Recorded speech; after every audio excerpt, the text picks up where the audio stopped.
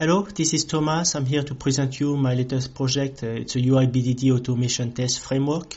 I've written focusing mostly in Java, Maven. It uses also Cucumber, Selenium, TestNG, JUnit, and a few other library to open the Excel file and to connect to MySQL, and also Log4j and so on. How do you set up the project? Just go through the README file. There is a section to set up. Just follow their step. If you want to make sure it's working, run the following files. And that's pretty much it. In order to find the latest project, you can go to my GitHub account /yes4me. It's a long story, but I had this account for a long time. Java BDD-Cucumber is the name of the project. A project that spawned from this project is actually Java API Cucumber. I made it from the BDD Cucumber. The Java API Cucumber is a framework using Java Cucumber and Maven, and it's used to test REST API. The Java BDD Cucumber is Selenium, and that's where you can find the latest version. I don't plan, however, to update it any further on GitHub, but I'm still working on it on my local machine. So, how does it work? Let's see. So you have two main folders, right? You have a main and a test. In a main folder, if you see the test, this is mostly for my own personal notes, like how do you pass interviews? There's a bunch of questions people ask me. So it's just for my personal notes, don't worry about this one. What you need to know is that utilities is a bunch of libraries. Config files. Config files is used to have access to any variable you want to. So for it, every time you have a key, and you have always you have a key and a value. So this is a key, this is a value, and you can put anything. You can see here, I put a URL, for example.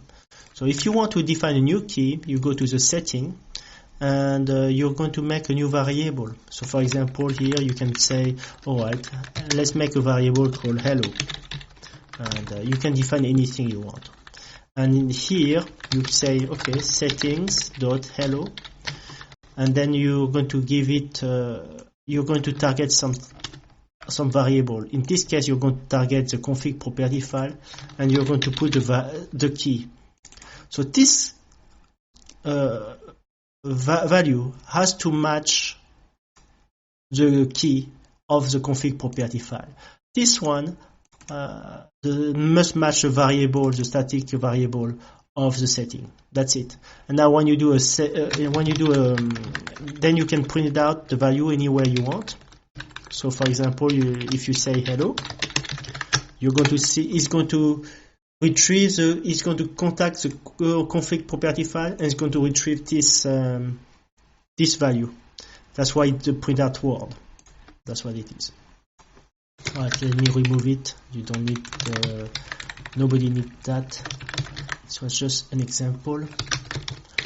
What else do you need to know? You need to know, okay, that's it for the config. The base page, you might need to know that there's a framework initialize. Here if you want to add a new browser, just add it here. Just add another case.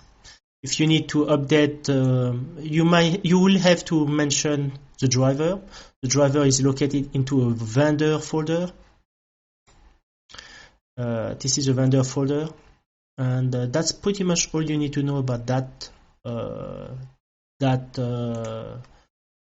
folder, that main folder. This is a main part of the framework is located here. In a test, which is the most important part, the resource. Resource, you have Log4j setup. If ever you plan to use Log4j, this is where the setup is located. And the test folder, so as you know, we are using Cucumber. So Cucumber has always three parts to it. It has a feature, it has step definition, and page object. Feature is in pure English. It has a little description of what you're planning to run overall, of a little description of both test case, basically, call scenario in this case.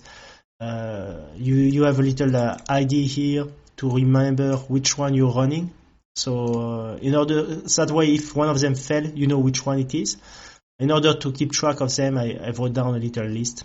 That's the one. Oh, I just realized. No. Oh, that's interesting. Okay. Right. So that's where I keep my little list in case to keep track of which number I am at. And yeah, you can run it. What it does is that it takes the text defined here. It always starts by given, and, but, when, and so on. Then it's going to take this text, this pure text, and it's going to translate into. You need a way to translate it, and you're using a regular expression. The technical term is that it's going to glue the feature to the step definition. In this case, test cucumber is going to contact the test cucumber step, and as you can see here, it says given user test classic expression. So this is going to be here, given user test classic expression using, and this is a parameter. It's between a quote, double quote. So you see here, this Java is between two quotes, so it becomes a parameter, and then you're going to print out the Java. This is the old version. The new version is called Cucumber 8, and in Cucumber 8 you can see the step definition is written in a way that is easier to read compared to the first one. First one has more, the way it's written is slightly different. So you can see here, well, just look at it. It's written slightly differently, and I like more this way. But you're probably not coming, and you're probably not here for that purpose. You're here to find out an actual test. So let's say, for example, test Selenium. This one is going to go to a default URL. This is defined. Okay, most of their steps are defined into the test Selenium step. But in the case of the very first one, it is defined actually in a command step. And a command step, it's a given user go to default URL. Given user go to default URL, and you see it's calling the setting URL default. So you go back to that setting page that I mentioned before. URL default. Setting URL default, it's connected, it gets a value from the URL default. URL default is defined in a config property file, so it's going to go to this website. That's what it does for the very first step. Then after, it's going to go to the first page it's going to go set up first page to be login. So this thing has to be done every single time because of the way this is written. Yeah. So that one will be here. Set the first. Is that the one? I don't think so. No, that's still in the command page. So it's going to set up the first page. You always have to do that one. And then after, it's going to log in as username and password. That one is defined here. Username and password, here you go. And as you can see, it's going to use a current page. You have to define the current page then you have to put the page, the name of the class you're using, and the method you're planning to call. Like here, example, this is probably easier to read. A current page as home page, so it's going to contact. You need to know what class is going to call. In this case, it's home page, and then it's going to call the method set first name. So this is our page object, home page. So you go back to home page. Here go. Home page set first name is here. And in this case, you can see that this page object extends Selenium util. Util is our utility file. Our library, remember, in the utility folder. So this is what it is. It's a library that I wrote for Selenium. And the default page is here. The default page is to make sure that you always define the check page. And that's what I done. There we go. And yeah, let's run it. I think I think it's So to run it, you just go here, you right click, you go to run feature test Selenium, and there we go.